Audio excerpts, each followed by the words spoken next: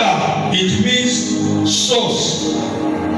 The name Abba means sustainer. And the name Abba means defender.